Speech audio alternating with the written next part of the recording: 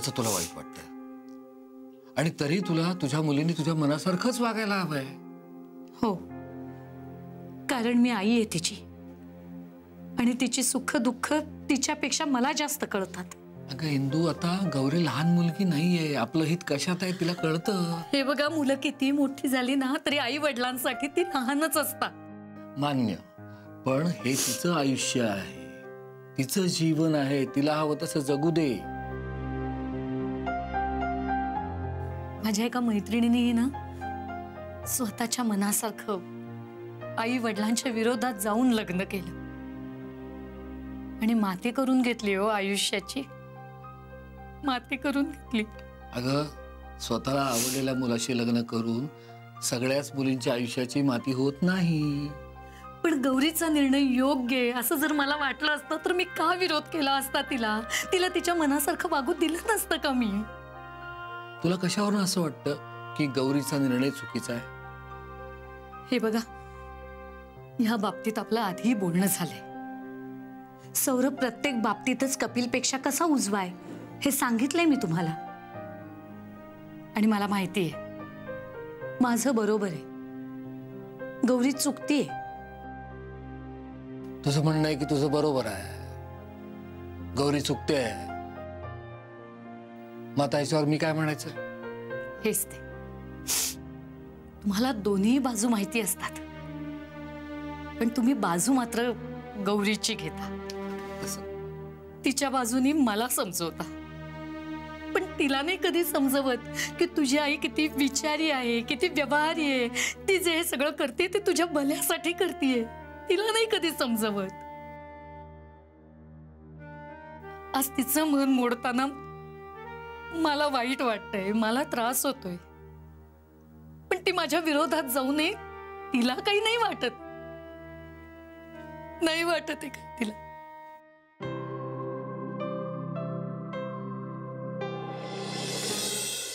बहादूर, मी जाऊ गेटवर? जाओ जाओ जाओ. दे टोपी, दे तुझी दे. ये ले लो.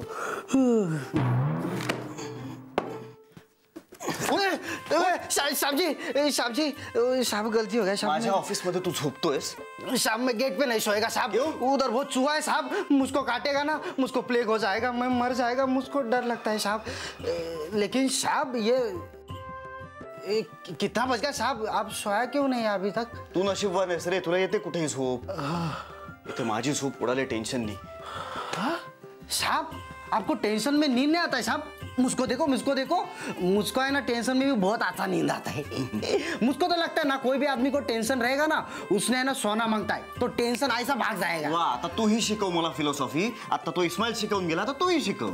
इस्माइल ने आपको फिलोसॉफी सिखाया? इस्माईल आता माझ्याशी गौरी बद्दल बोलून गेलाय. हाँ तो उसमें क्या है? अरे त्याला माझ्या आणि गौरी बद्दल संशय आलाय. त्यालाच नाही, अण्णांना सुद्धा संशय आलाय. खरंच गाडी शिकायची यार, आणि मी रोज प्रॅक्टिस करते ना प्रॅक्टिस.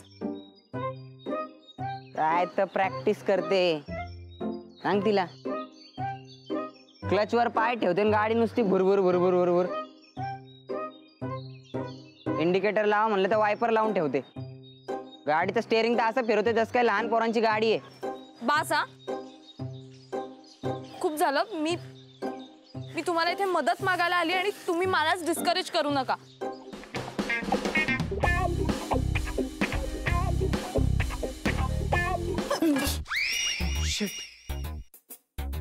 तू पण इथे लपलीयस?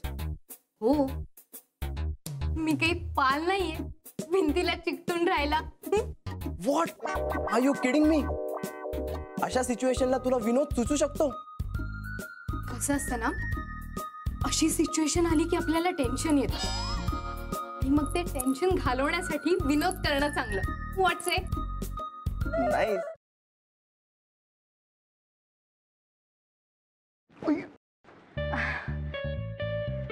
सॉरी. It's okay. हे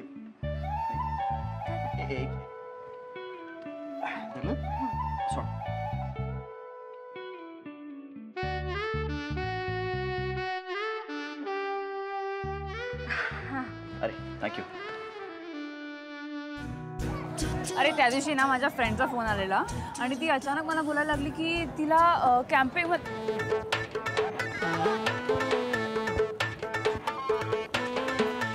काय करतोयस? मी पळतोय.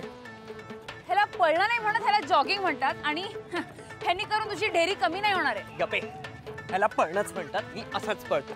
तुला पळायचंय तर पळ. अरे पण तू का पळतोयस? अरे आपले मित्र आहेत ना, त्यांना विचारायचंय त्यांची युवागिरी काय आहे. वा, हो चल.